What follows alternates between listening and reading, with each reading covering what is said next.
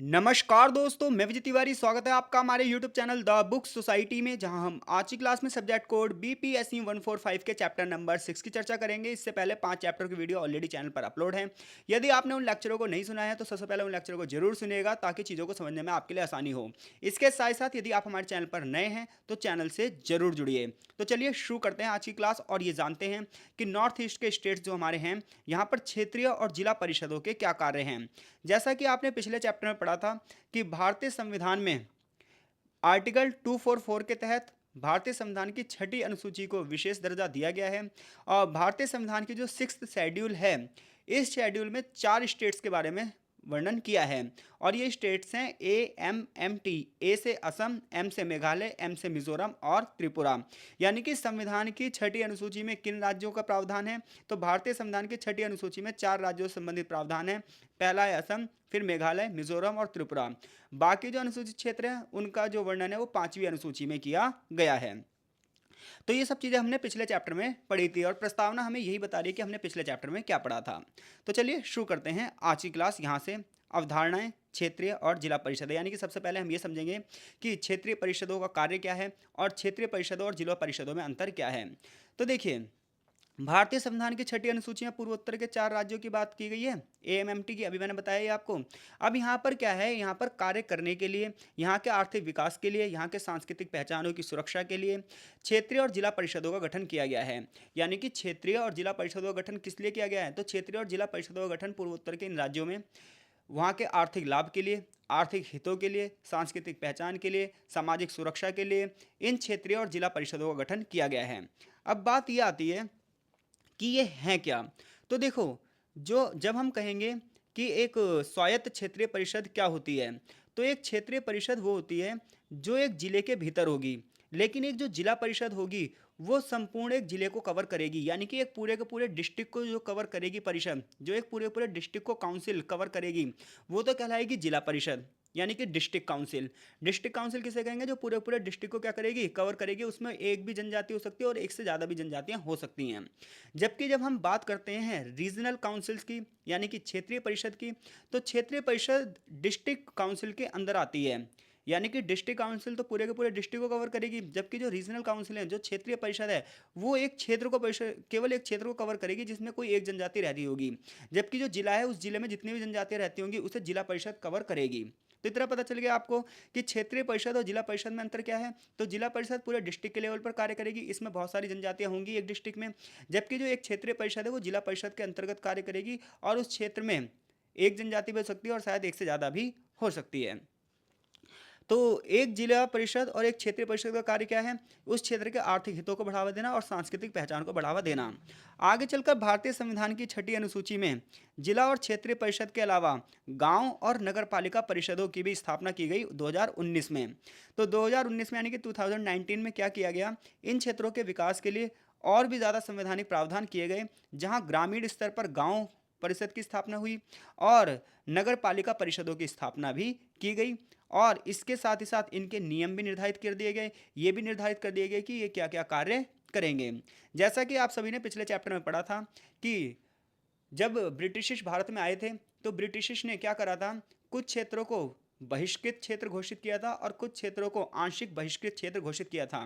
लेकिन जब हमारा संविधान बना तो हमारे संविधान ने इनमें से कुछ क्षेत्रों को अनुसूचित क्षेत्र घोषित किया था, जबकि कुछ को अनुसूचित जनजाति क्षेत्र घोषित किया था। ये सब चीज़ें हम पिछले चैप्टर में पढ़ चुके हैं। और हमने ये भी पढ़ा था कि इसमें सबसे बड़ा योगदान किसका था, तो इसमें सबसे बड़ा योगदान था बारदोलोई कमेटी का।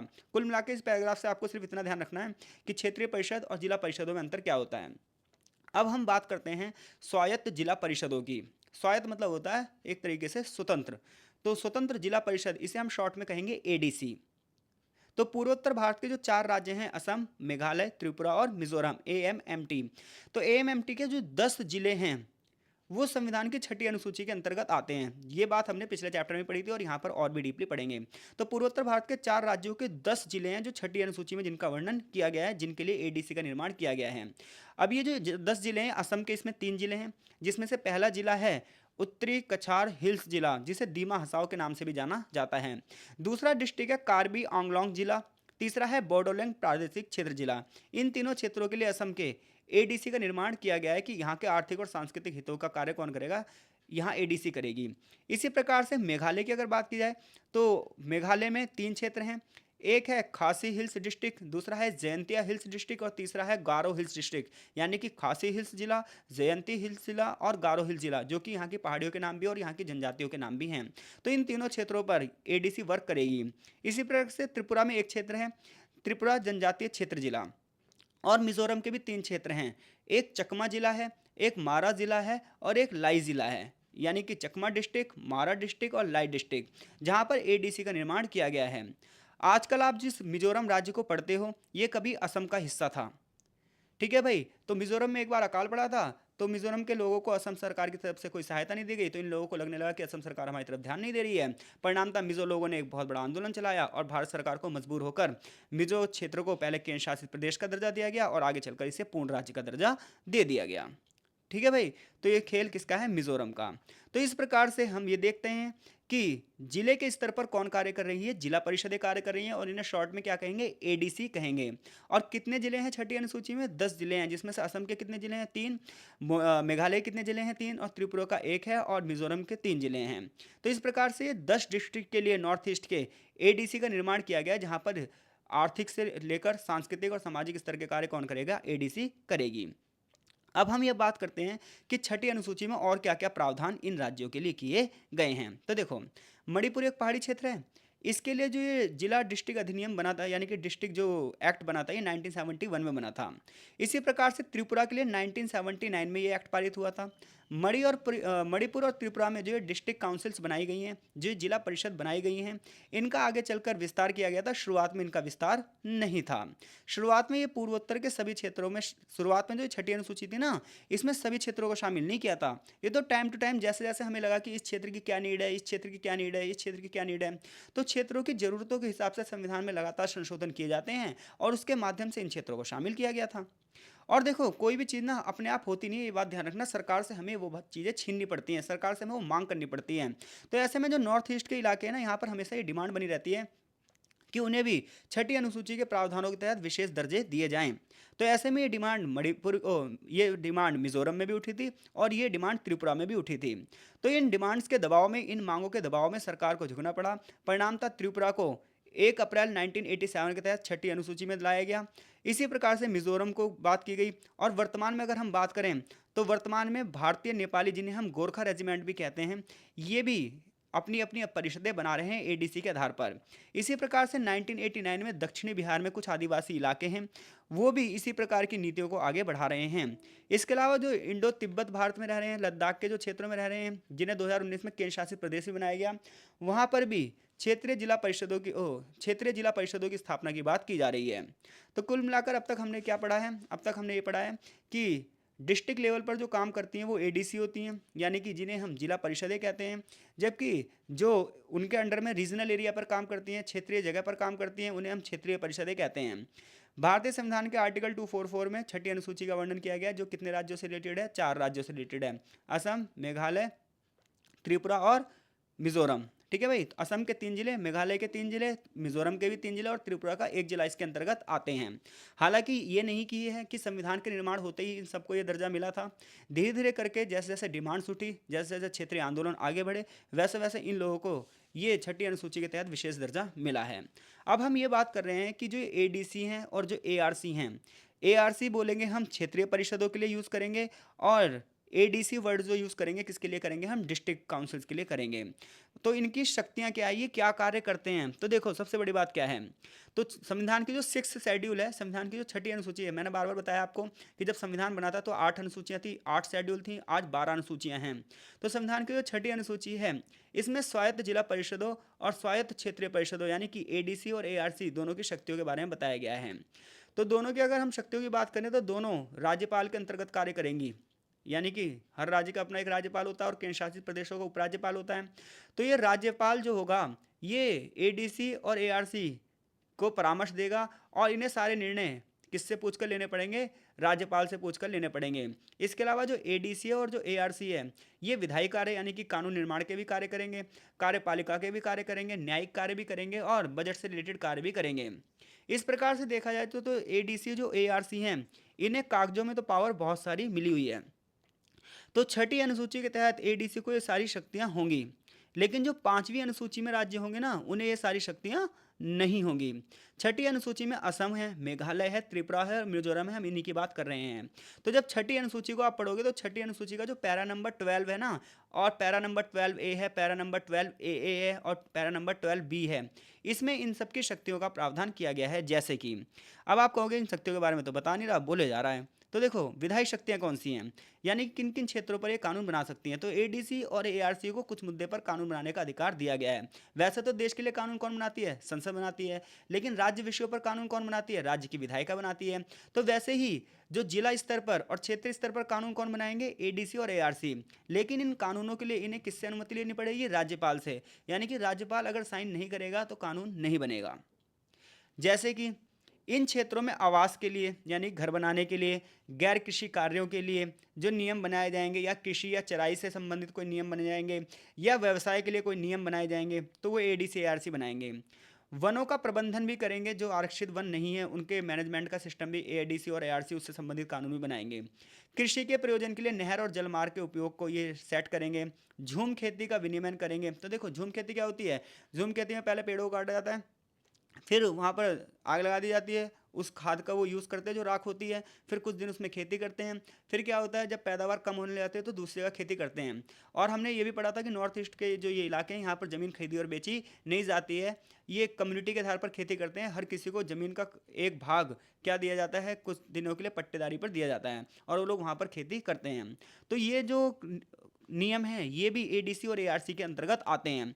इसके अलावा कौन यहाँ का मुखिया होगा, किसे उत्तराधिकार मिलेगा, इसके नियम भी कौन बनाएगा, एडीसी और एआरसी। संपत्ति कर, विवाह, तलाक, इन सब के रिलेटेड रूल और रेगुलेशन भी एडीसी और एआरसी के पास होंगे। इन सभी विषयों का जो उल्लेख है वो संविधान की छठी अनुसूची के पैरा नंबर 3 में किया गया है।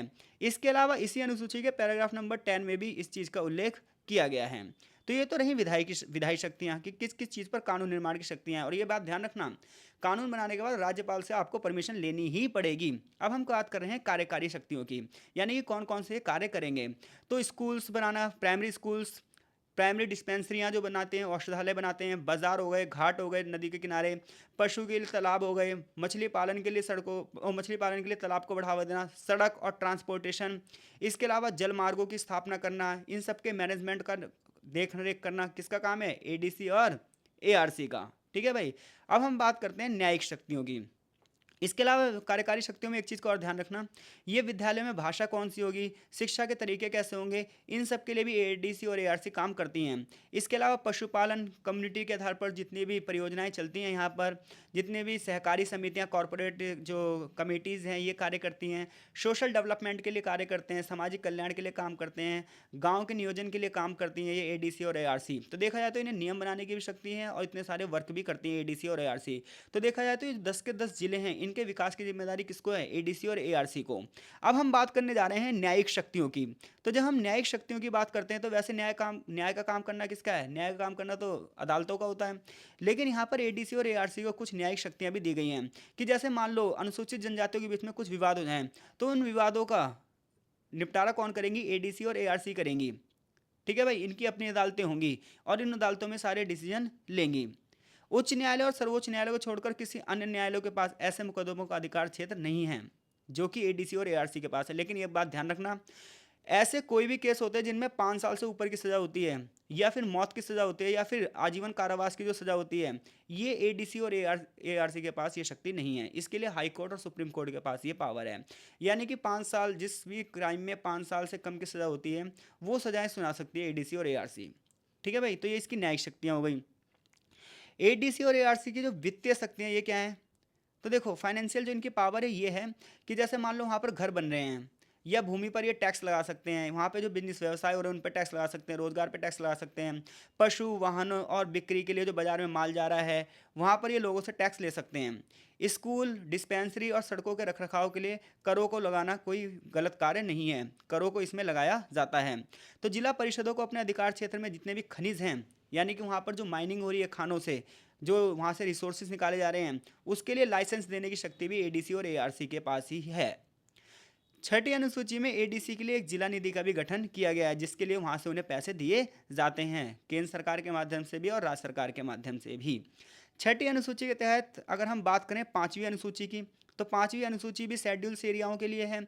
लेकिन पता है क्या है, इन्हें पास वो शक्ति नहीं है जो छठी अनुसूची के पास शक्ति है। यानी कि बजट वजट तैयार करने की शक्ति नहीं है, वित्तीय शक्ति नहीं है, आय के स्रोतों के लिए अनुदान नहीं है। बताऊं क्यों?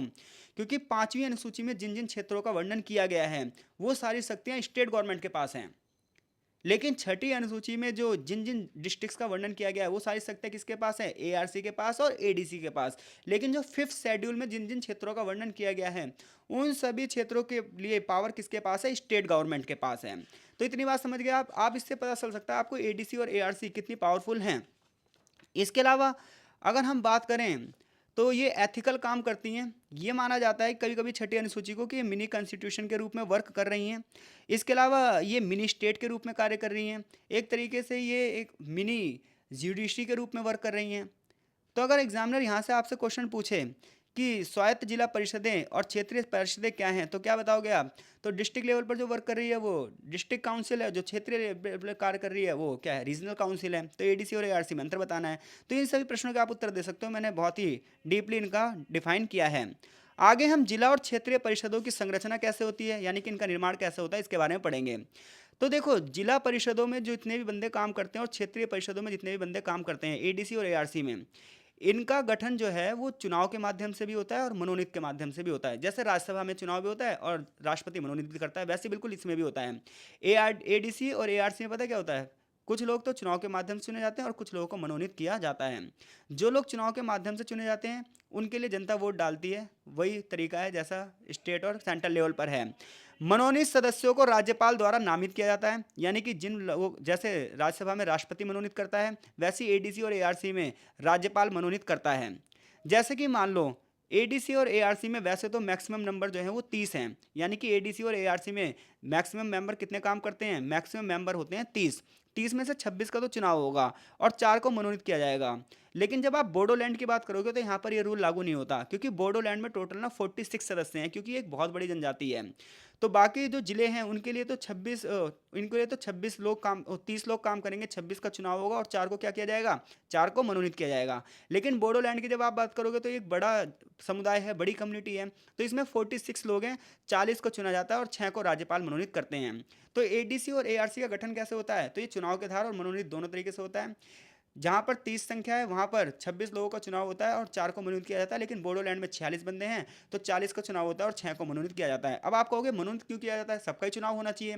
तो देखो, मनोनीत उन लोगों को किया जाता है जिन लोगों को पर्याप्त रूप से बहुमत नहीं मिल पाता है चुनाव में, जो लोग जीत नहीं पाते, लेकिन उनकी जनजातियों के लोगों को भी एडीसी और एआरसी में होना चाहिए। क्योंकि ये चीज़ ध्यान रखा जाता है, ये माना जाता है कि हर एक व्यक्ति, हर एक कम्युनिटी का एक व्यक्ति इसमें होना चाहिए, तभी वो उस कम्युनिटी के लिए वर्क करेगा। अगर उस कम्युनिटी का कोई व्यक्ति एडीसी और एआरसी में नहीं होगा तो उस कम्युनिटी के लिए वर्क नहीं करेगा।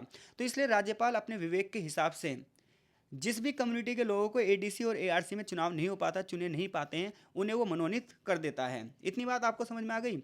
अब हम बात करते हैं ये जिला परिषदों की प्रशासनिक संरचना, यानी कि एडमिनिस्ट्रेटिव पावर क्या है, एडमिनिस्ट्रेटिव जो संरचना है वो कैसे होती है इनकी। तो देखो, प्रशासनिक ढांचे में यानी कि प्रशासन कैसा चला जाए इसकी मदद के लिए इनके पास एक सचिव होता है।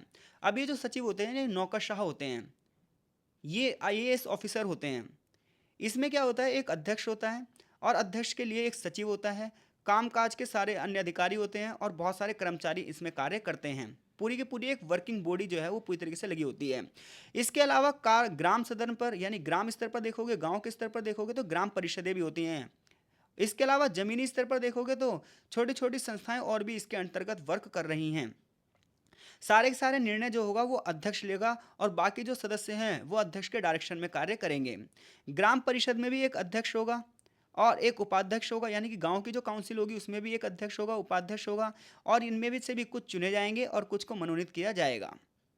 ग्राम परिषद को धन जुटाने के लिए झूम की खेती जो होती है यहाँ पर, झूम खेती जो होती है यहाँ पर, उस पर कर लगाने और जुर्माने लगाने के तरीके हैं। यानी कि कोई बंदा मान लो गलत तरीके से रूल और रेगुलेशन को फॉलो नहीं कर रहा है, अगर कोई बंदा गलत तरीके से रूल और रेगुलेशन को फॉलो कर रहा है तो क्या होगा, रूल तोड़ने के ऊपर जुर्माना लगा सकती हैं, इससे इनकी आय होती है।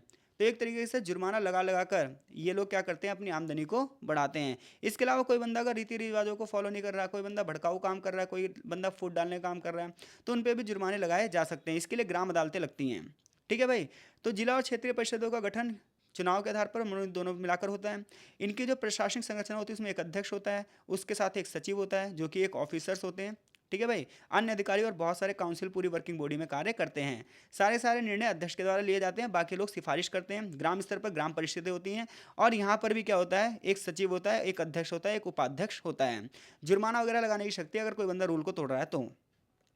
लेकिन अब बात ये आती है एडीसी के पास इतनी पावर है तो इसके सामने चुनौतियाँ क्या हैं। तो देखो एडीसी को बहुत सारी चुनौतियों का सामना करना पड़ता है क्योंकि देखो कागजों में इतनी सारी पावर है, लेकिन जो ये पावर हैं ये उतना काम नहीं कर पाती हैं। ये जो जनजातीय इलाके हैं इनकी आकांक्षाओं को ये पूरा नहीं कर पाती हैं। पहली चीज़, सबसे पहली चुनौती क्या है, क्योंकि जनता की आकांक्षाएं बहुत ज़्यादा होती हैं और रिसोर्सेज उतने नहीं होते, तो एडीसी की पहली चुनौती है कि ये जनता की आकांक्षाओं को अभी तक पूरा नहीं कर पाई है। इसके अलावा टाइम टू टाइम इसकी आलोचना इसलिए भी होती है कि जो गैर आदिवासी लोग हैं ये माना जाता है उनके साथ भेदभावपूर्ण होता है, इसलिए भी इसकी आलोचना होती है। ये माना जाता है कि एडीसी जो एआरसी है ये केवल जनजातीय इलाकों के लिए काम करती है, बाकी लोगों के लिए काम नहीं करती है, इसलिए एडीसी को लेकर संघर्ष बना रहता है। इसके अलावा स्थानीय आबादी का ये भी मानना है, स्थानीय जनता का ये भी मानना है कि ये जो है इसके पास शक्तियाँ तो बहुत सारी है, लेकिन यहाँ पर बड़े पैमाने पर भ्रष्टाचार किया जाता है और आपको पता है इसमें कोई बड़ी बात है भी नहीं, भ्रष्टाचार तो होता ही है। इसके अलावा सबसे बड़ी बात पता है क्या है, देखो एडीसी और एआरसी की स्थापना भी नई है, तो इसमें जो बंदे काम करते हैं वो भी नई पीढ़ी के हैं। इन्हें क्या है, मॉडर्न एजुकेशन मिली हुई है, तो ये अपने ना मॉडर्निटी को यूज़ करते हैं। जबकि यहाँ का समाज कैसा है, परंपरागत है। यहाँ का समाज जो है रूढ़िवाद है, वो पुराने तरीके से जीता है। और जो अधिकारी वर्ग आते हैं, जो लोग चुनकर आते हैं, ये लोग आधुनिक सोच के साथ चलते हैं। तो आधुनिक सोच और रूढ़िवादिता में हमेशा मतभेद बने रहते हैं, क्योंकि उन लोगों को लगता है यार ये हमारी ना संस्कृति को बेकार कर रहे हैं, जबकि ये लोग वहाँ पर डेवलप करना चाहते हैं। तो इसलिए भी इनकी आलोचना होती है। इसके अलावा कुछ लोगों का मानना यह है कि एडीजी में जितने भी कर्मचारी होते हैं बड़े पैमाने पर भ्रष्टाचार करते हैं। ये कि राजनेताओं के साथ मिले होते हैं, इन्होंने बड़े पैमाने पर अपने अड्डे बना लिए हैं और एक तरीके से विकास कर ही नहीं रहे हैं। फॉर एग्जाम्पल आप देखोगे खासी जयंती और गारो हिल्स में कुछ नेताओं को टारगेट सेट किया गया है कि इन लोगों ने बड़े पैमाने पर पैसा खाया है, और इसमें कोई बड़ी बात भी नहीं है अगर इन्होंने नहीं खाया होगा, आप सोचना ही मत, पक्का खाया होगा। इसके अलावा कुछ लोग तो एडीसी को हटाने की भी डिमांड करते हैं, गैर आदिवासी जो लोग हैं वो एडीसी को हटाने की डिमांड करते हैं। उनका ये मानना है कि ये जो व्यापार लाइसेंस जारी किए जाते हैं, व्यापार के लिए जितने भी लाइसेंस जारी किए जाते हैं अपने बंदों के लिए किए जाते हैं, लाल फीताशाही चलती है, बड़े पैमाने पर जो फाइलें हैं उसके लिए घूस लिया जाता है, तो इस वजह से भी एडीसी के ऊपर इल्ज़ाम लगते हैं। तो अगर एडीसी की आलोचना करने आएगी तो आप क्या बताओगे, तो सबसे पहली बात ये जनता की आकांक्षाओं को ये पूरा कर नहीं पाई है, गैर आदिवासी इलाके के लिए करती नहीं है, तो गैर आदिवासी इलाके इनको खत्म करने की डिमांड करते हैं। इतना ही नहीं, स्थानीय आबादी की आकांक्षाएं भी पूरी नहीं हो पा रही हैं। इसके अलावा एडीसी के जो लोग हैं वो एजुकेटेड हैं, नई पीढ़ी के हैं, तो ये वहाँ के समाज के साथ तालमेल नहीं बना पा रहे हैं, जिसकी वजह से टकराव रहता है। इसके अलावा कुछ लोगों का मानना है ये लोग भ्रष्टाचार में हैं, राजनेताओं से मिले हुए हैं और मिलजुल कर बांट कर खा रहे हैं। जबकि कुछ लोगों का क्या मानना है, कुछ लोग ये कह रहे हैं कि जो एडीसी है, ये जो लाइसेंसिंग व्यवस्था है, ये केवल अपने ही बंदों को लाइसेंस दे रहे हैं। इसके अलावा गैर आदिवासियों का जो वर्ग है वो एडीसी को हटाने की भी डिमांड कर रहा है। उनका ये मानना है कि छठी अनुसूची को जनजातियों के हितों की रक्षा के लिए पेश किया गया है, और वो भी जो इलाके असम के होंगे, लेकिन असम से जो अलग राज्य हैं उसके लिए हमें इनकी कोई ज़रूरत नहीं है, फिर उस पर ये शासन क्यों कर रही हैं। तो ऐसे में एडीसी की लगातार आलोचना होती है।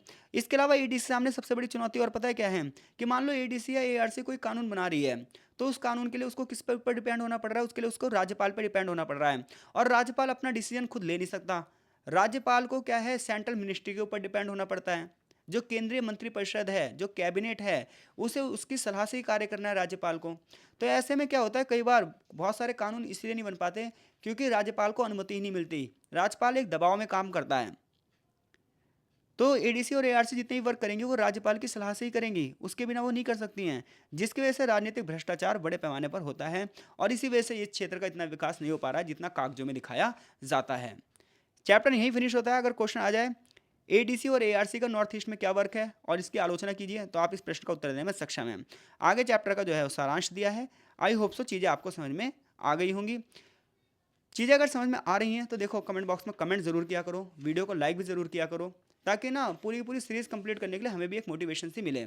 आप लोग वीडियो देखते हैं और निकल लेते हैं, 5-5, 7-7 हज़ार लोग देख रहे हैं और लाइक करते हैं 100 से 125 लोग, तो इसलिए उन 100-125 लोगों के लिए ही ना आगे चैप्टर बनाए जाते हैं, क्योंकि वही एक मोटिवेशन दे रहे हैं। तो आप सब भी थोड़ा सपोर्ट कीजिए। मिलते हैं आपसे नेक्स्ट चैप्टर में, तब तक के लिए बहुत बहुत धन्यवाद।